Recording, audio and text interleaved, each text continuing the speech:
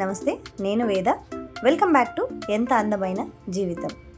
మనం ఇవాల్టి వీడియోలో గులాబీ మొక్కని ఎలా హెల్తీగా పెంచుకోవాలి, అలాగే పువ్వు సైజ్ అనేది పెద్దగా రావడానికి ఏం చేయాలి, ఎలాంటి ప్రోటీన్ అనేది మనకి మొక్కకి అందించాలి అనే దాని గురించి ఇవాల్టి వీడియోలో తెలుసుకుందామండి. స్పెషల్గా మనకి ఈ నర్సరీ నుంచి తెచ్చిన మొక్కల్ని మనం ఏ విధంగా పెంచుకుంటాము, అలాగే వాటిని ఎలా ఇంటికి తెచ్చిన తర్వాత కేర్ చేస్తాము అని ముందుగా చూసుకోవాలన్నమాట. నర్సరీ నుంచి తెచ్చిన వెంటనే మనం రిపోర్టింగ్ చేసుకోకూడదండి. మొక్కని ఒక 2 days దాకా అలా ఉంచాలి నీడలో. ఉంచిన తర్వాత మళ్ళీ దాన్ని వేరే బకెట్లోకి అయితే లేకపోతే ఒక పెద్ద సైజు కుండీలోకి షిఫ్ట్ చేసుకోవాలి. అది మట్టి అనేది నర్సరీ నుంచి తెచ్చిన తర్వాత ఏ మట్టి అయితే ఉంటుందో ఆ మట్టిని చూసుకోండి. మన దగ్గర ఉన్న మట్టికి ఆ మట్టికి కలర్ తేడా ఉందా, మట్టి అనేది బాగుందని చూసుకొని ఆ మట్టితో పాటు మీరు వేసుకోవచ్చు.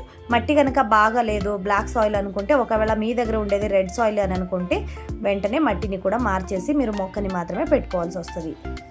మీ దగ్గర కూడా ఉండే మట్టి సాయిల్ మిక్సింగ్ అనేది ఏ విధంగా ఉండాలని మన ఛానల్లో ఆల్రెడీ వీడియోస్ చాలా ఉన్నాయండి. ఆ వీడియో లింక్ని కావాలంటే డిస్క్రిప్షన్ బాక్స్లో ఇస్తాను, చెక్ చేసుకోవచ్చు. సాయిల్ మిక్సింగ్ అనేది బాగుండాలండి.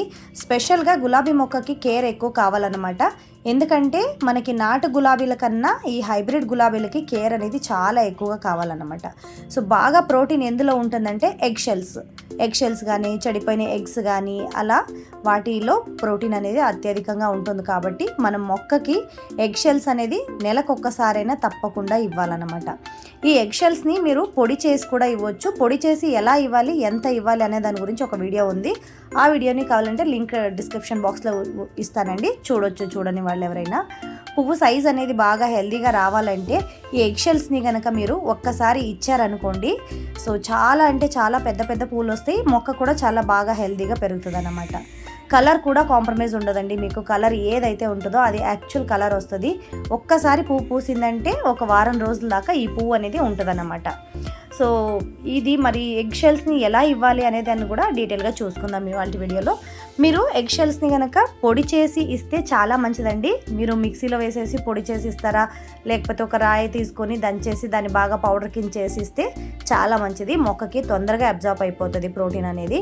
సో నేను మాత్రం ఇక్కడ డైరెక్ట్గా ఇస్తున్నానండి, ఎందుకంటే పొడి చేయడానికి ఆల్రెడీ పొడి చేసి ఇచ్చాను, దానిలో ఒక వీడియో ఉంది.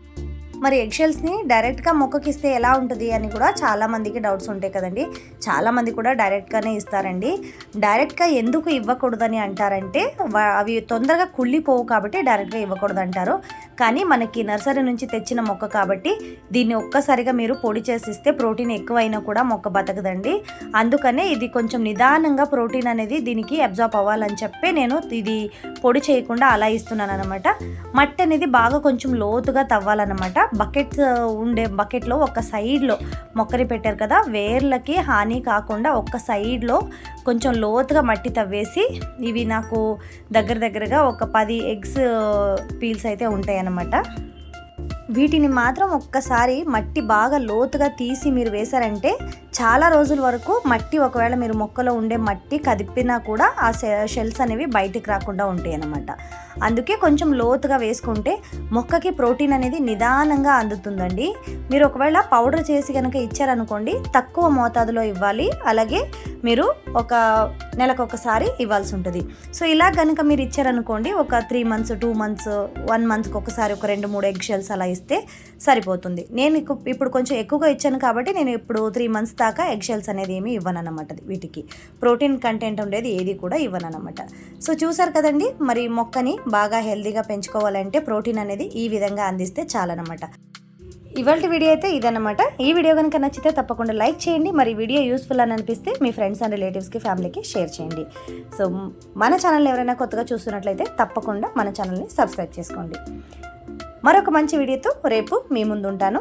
అంతవరకు కీప్ వాచింగ్ ఎంత అందమైన జీవితం.